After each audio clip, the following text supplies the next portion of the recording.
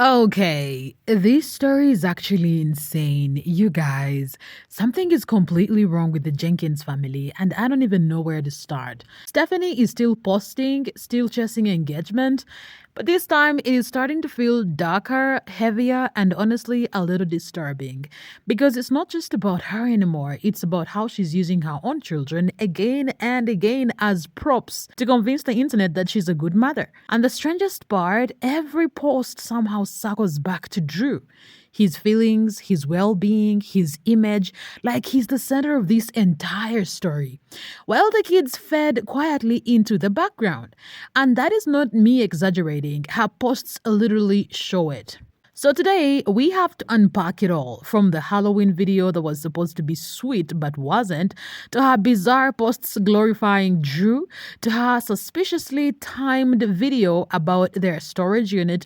Every single thing she's posted lately says one thing loud and clear. Something is seriously off with Stephanie Jenkins. Let's rewind for a second because to really understand what is happening now, we have to go back to when people first met Stephanie online. You guys remember, right?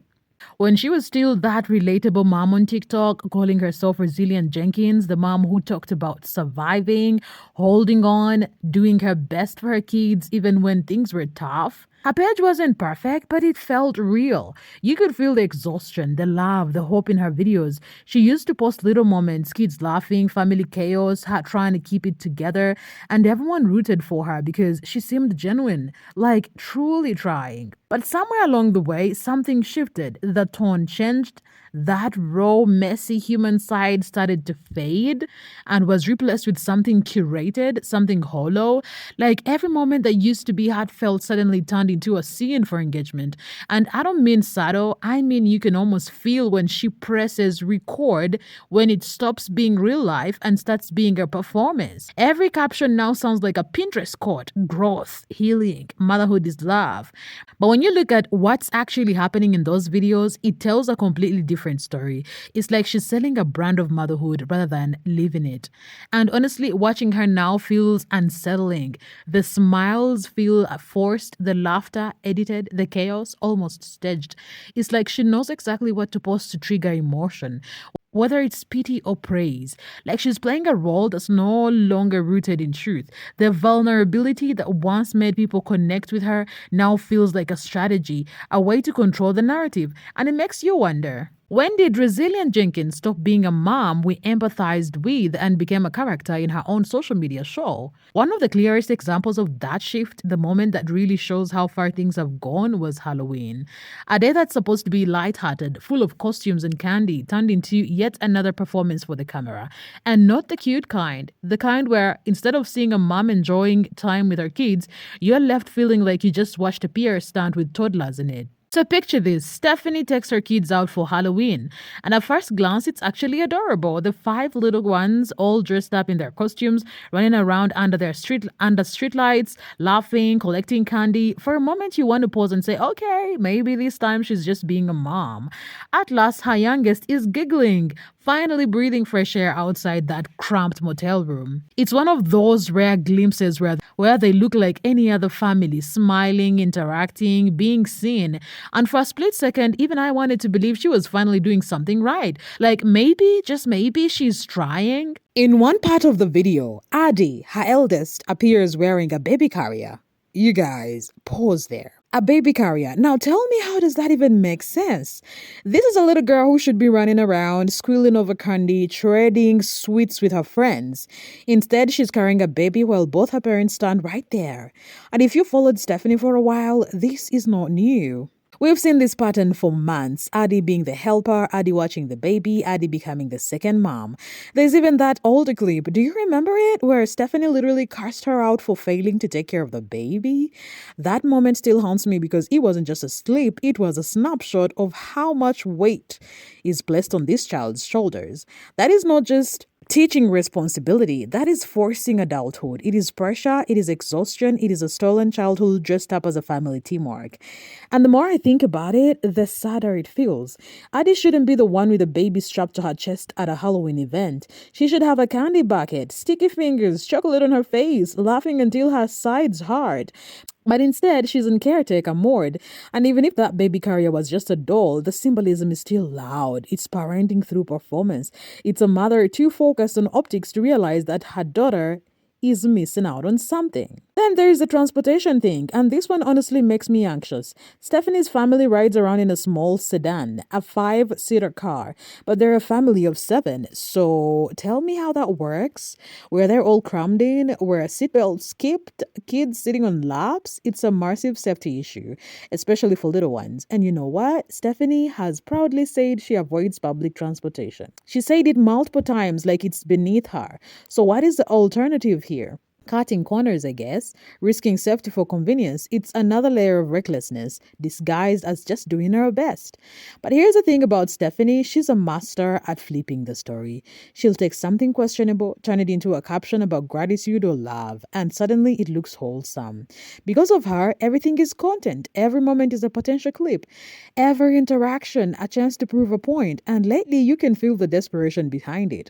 The smiles are louder, the captions longer, the messages more forced.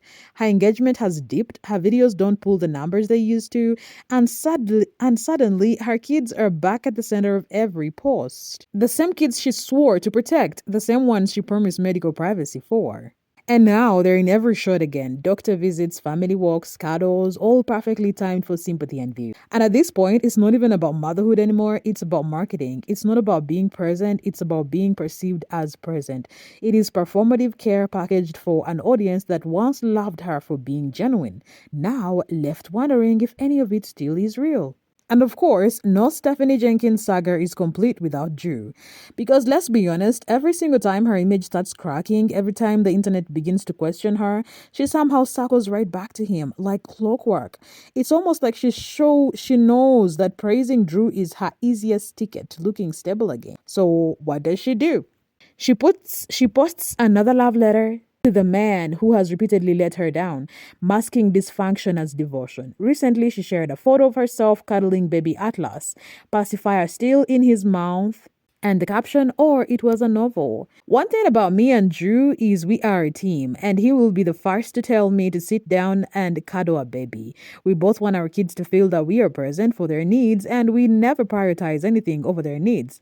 Sometimes that looks like falling behind on cleaning, and that is okay. The cleaning will always be there. I never expect Drew to pick up what falls behind. He does so because he loves me and wants to offer the support. And if that wasn't enough, she added on screen text. Blessed to have a man that never faults me for taking all the cuddle breaks our babies need. This post proves that Stephanie is on rugs because she called her and Drew a power couple. There's no way. There's no way. She's delusional. She's like in the grand delusion, I feel like, that her and Drew are like, she said a power couple. And in the last video, she was in the storage unit and she saw how Drew put away everything, like not good, not organized. And she's like, oh, this put into perspective how flustered he must have been. I feel so bad. Like, doesn't address how she feels bad about uplifting her kids and putting all their stuff in a storage unit and stuffing them in a motel room. She's talking about how bad she feels for Drew for being flustered, so he did a bad job moving stuff.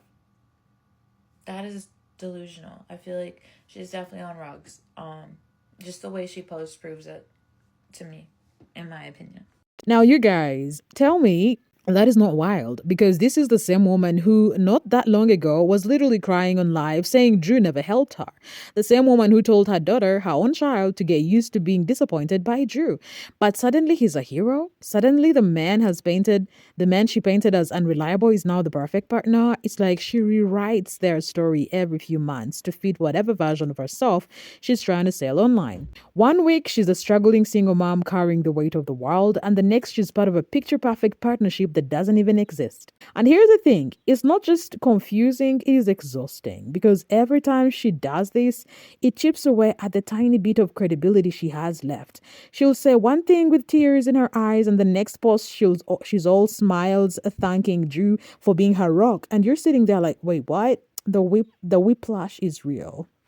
What makes it worse is how she constantly contradicts herself while pretending she's consistent.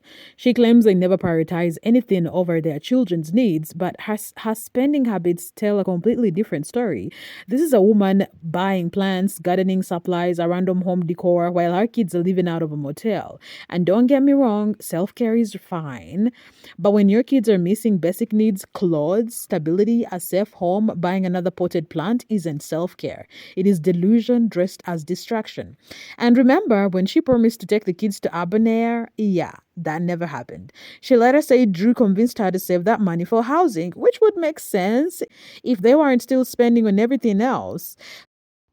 Nope, probably never going to urban air. And I saw this comment earlier, and this really pissed me off because this is just who she is. Like, you have all the time and opportunities, and we know you have money coming in to be able to do something like this, and she just chooses not to. It's an active choice every day to put her and her man above everything and everyone else.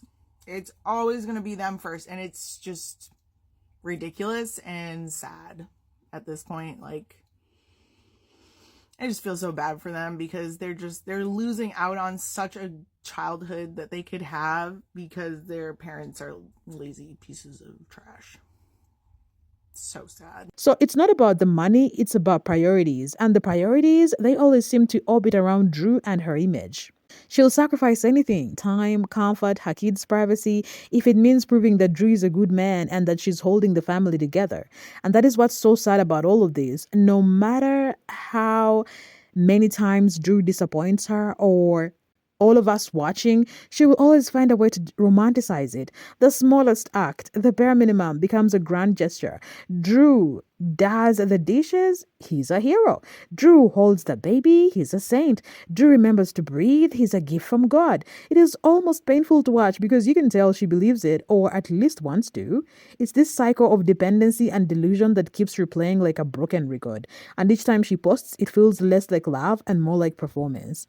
You can almost hear the subtext in her captions. Please believe I'm okay.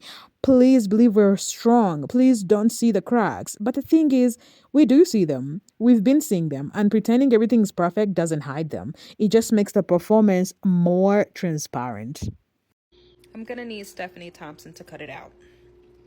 I'm gonna need her to cut it out because she keeps defending Drew with her life, and it is not content. It's not content that people want to see. It's not content I want to see. But she's in that car again, spilling out her business and her guts. But she's also comparing apples to oranges with Drew because she said in that video clip that if your man was working 2 jobs and hit a wall, you wouldn't be there for him. Ma'am, your man, number one, is not your husband. Because she keeps referencing, if your husband did this, if your husband did. He's not your husband. Your husband is locked up. Number two, Drew is not working. He's not working 2 jobs. He's not providing. I mean, if you want to call DoorDash and Safeway working, which he literally just started, if he's even still doing it, that's not the same thing as a husband who is providing and working 2 jobs and breaking his back for his family to make sure that his family is in a home, that they have the right clothes, that they're going to doctor's appointments. That man, their husbands are providing. Your man is not doing that. So let's stop right there.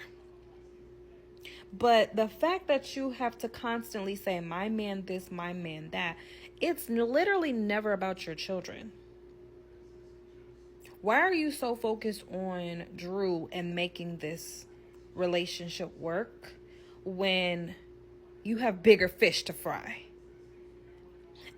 And it's not like he once was doing this. He once was providing. He literally never was.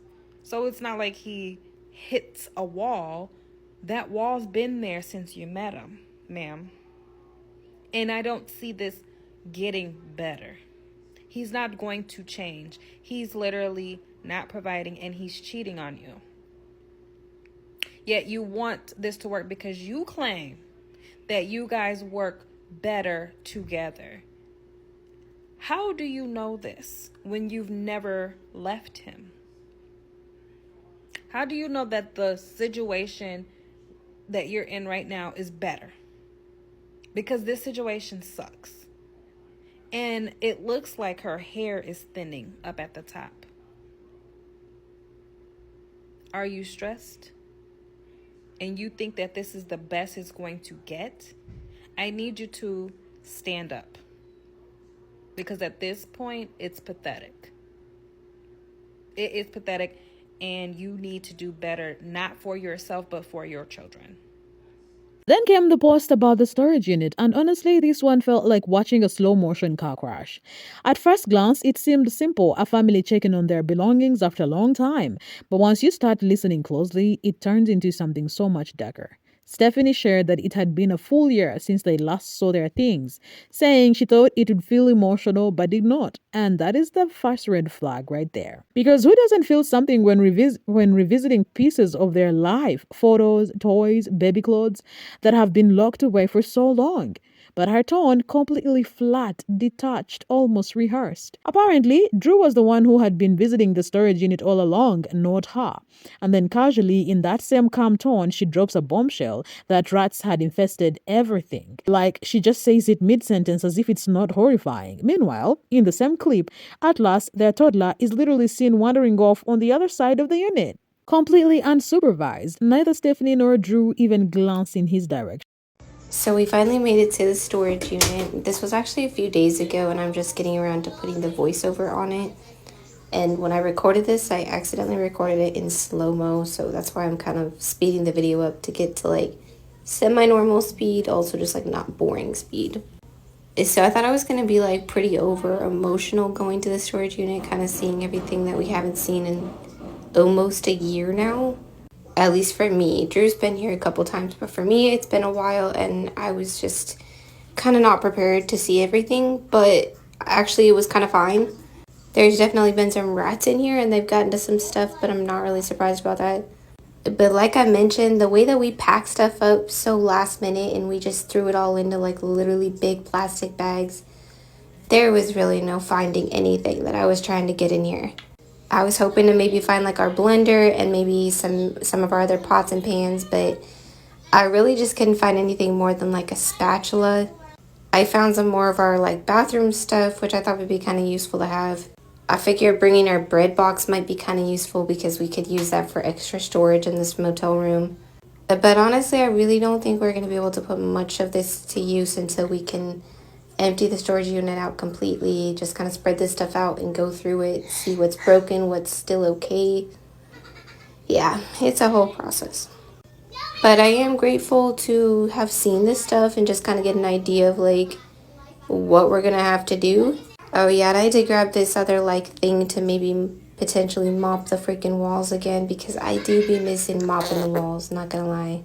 Do y'all hear my kids like cackling in the background? They're watching Funny Bluey or something like that on YouTube. I guess it's hilarious. And also I have my baby in my arms and she's teething and she's like biting her hand. So if you hear that sound, that's what she's doing. Honestly, the only bit of emotion that I got looking in the storage unit was that I was kind of sad for my man, because it kind of gave me a perspective of just like how overwhelmed he was putting all this stuff in the storage unit.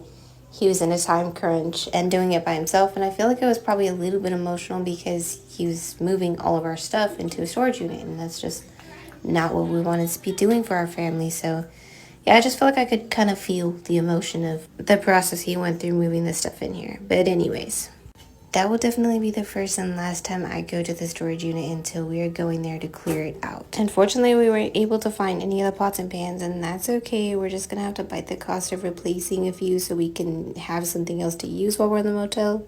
And I'm grateful that we can do so. If you made it this far, I really appreciate you guys watching. Bye-bye now. You can see him in the background while she's talking about rats scrolling around. It's the kind of thing that makes you freeze the video and rewind like, wait, did I just see that? Because it's one thing to lose your stuff to pests, but it's another to show your baby wandering near who knows what on camera. It's unsettling and it says everything about where their focus really is. Then she starts explaining how they had to unpack everything last minute, throwing their belongings into plastic bags because they were in such a rush. She says it like it's a funny little quirk, like, oh, we just had to do what we had to do. But no, that's not relatable. That is negligence. So it looks like the Resilient Jenkins stopped by their storage unit the other day, which I personally thought was auctioned off, but clearly that's incorrect. I'm not really sure who started that rumor and why, but obviously they still have it. Stephanie said she thought she would be emotional seeing the storage unit, but she wasn't. She also said there were rats that had gotten in the storage unit, which is disgusting to me, but whatever. Watch these few short clips and then let's talk about it. The way that we packed stuff up so last minute and we just threw it all into like literally big plastic bags, there was really no finding anything that I was trying to get in here. I was hoping to maybe find like our blender and maybe some of our other pots and pans, but I really just couldn't find anything more than like a spatula. So it looks like the reason they actually went to the storage unit was to look for things like pots and pans and things like that for the motel room, but they literally could not find anything. The way that she said, we packed everything up so quickly and just shoved everything into bags. Well, yeah, girl, you got evicted. And I don't really know how long they had to like get out when they got evicted, but I have no doubt that they waited until like the last 2 days that they had and then just packed everything up. And imagine, Stephanie, if you were stressed out, think about how your kids felt and also your animals that you threw outside. Oh yeah, and I had to grab this other like thing to maybe potentially mop the freaking walls again because I do be missing mopping the walls, not gonna lie. What is with her constantly wanting to mop the walls? I genuinely don't understand it. I have never heard anyone doing that. I've heard of people like wiping down the walls, but mopping them, like that is so odd to me, and I don't know why she constantly does it. Honestly, the only bit of emotion that I got looking in the storage unit was I was kind of sad for my man because it kind of gave me a perspective of just like how overwhelmed he was putting all this stuff in the storage unit. He was in a time crunch and doing it by himself, and I feel like I was probably a little bit emotional because he was moving all of our stuff into a storage unit, and that's just not what we wanted to be doing for our family. It was emotional because this isn't what you wanted to be doing for your family. Again, always making it seem like you had no choice in the matter when you're literally in this situation because of your own choices. Like, if this isn't what you wanted for your family, then why didn't you pay your rent? Why did you lie to your landlord? You're literally in this situation because of your own doing. No one else put you in this situation. At the end of it all, she says that she does not plan on going back to the storage unit until they can move out of the motel room. But girl, in my opinion, go back and organize it. You'll thank yourself later because looking outside of this whole situation, it literally looks like a mess. She goes on to complain she can't find her blender, pans, or basic household items, just a spatula, a bread box, and some random bathroom things. And then she adds that they'll have to unpack everything, spread it out, and see what's still unusable, what's still usable. The way she says it though, it doesn't sound like a plan. It sounds like a setup, the kind of setup that quietly invites pity. Because if you've watched Stephanie long enough, you can spot the pattern. Cue the sadness, mention the damage, highlight the struggle, and let the audience fill in the blanks with sympathy. And honestly, it is hard not to see this as another subtle way to solicit donations. Think about it. She mentions rats, broken things, missing basics, and sprinkles in that these were the same items that people were kind enough to gift from her Amazon wish list. That is not an update, that is a reminder. The emotional bait is right there. Wrapped in nostalgia and guilt, it tags at the kind of viewers who genuinely want to help. But here's the uncomfortable truth. Those donations were given before, and instead of being cared for, they were shoved into a pest-infested unit. That is not misfortune, that is carelessness. And that whole "we had to rush" excuse, let's be real, it's a lie. They were served eviction notices months in advance. They had time, they had warning, but like every other situation with Stephanie, they waited until the very last minute, ignored responsibilities, ignored the obvious, and then, when it all blew up, they spun it into another sympathy story. It's a cycle: chaos, crisis, content, donations, rinse and repeat. And even through all of that, she couldn't stop turning the spotlight back to Drew. You guys, she literally said she only felt emotional because she imagined how he must have felt. Packing everything alone. Not the kids losing their toys or memories. Not their family's sense of safety, but Drew's feelings. It's like she's emotionally tethered to him in a way that shuts out her own children. It is so jarring because you can hear the empathy in her voice, just not for the right people. It's not about Atlas, who's wandering near a pile of boxes. Not about Addie, whose favorite toy might be gone. It's about Drew. Always Drew. And the way she framed it was almost poetic. This isn't what we wanted for our family, but let's stop pretending. This isn't fate. This isn't bad luck. This is the exact outcome of their choices. They had the money to pay rent, they just did not. They spent it on gaming chairs, kitchen gadgets, and random stuff they did not need. They saw eviction coming months away and did nothing. And then after all of that, they hit record, turned on the camera, and call it content. It is heartbreaking, but it's also infuriating because at this point, it is not an accident, it is a pattern she keeps choosing to repeat. And now, here's the part that makes you question everything. Can we even trust that the storage unit video is recent? Because Drew's sister came forward months ago saying the unit had already been auctioned off for just $4 million due to missed payments. Because Drew's sister came forward months ago saying the unit had been auctioned off for $4, just $4 due to missed payments. $4. She claimed they lost everything and she did not even sound bitter, just factual. Stephanie denied it, but she never provided proof. Now suddenly, after all the controversy has died down, she's posting footage of the storage unit again. Doesn't that timing feel suspicious? Knowing Stephanie's history with rage baiting and recycled footage, it is entirely possible that this video isn't new. Maybe it is old footage repurposed for engagement. Maybe she held onto it, waiting for the right moment to reignite attention. Because every time people stop talking about her, she finds a way to pull them back in.